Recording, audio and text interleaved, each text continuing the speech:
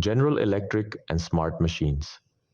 Imagine if your gadgets could talk to the internet and share information. That's what we call the Internet of Things, IoT. It lets machines, like those made by General Electric, GE, send data over the internet from little sensors inside them.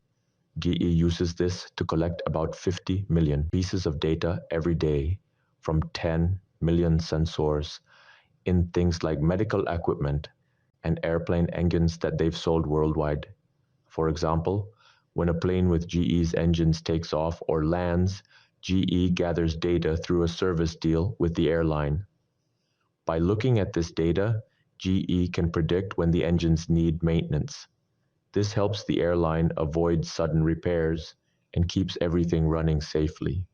They can also use the data to make planes fly more efficiently, saving on fuel costs. In 2014, GE made around $1.1 billion using this technology. While we often hear about big data, it's crucial to know that not all smart tech needs loads of data. Sometimes regular data sets work just fine.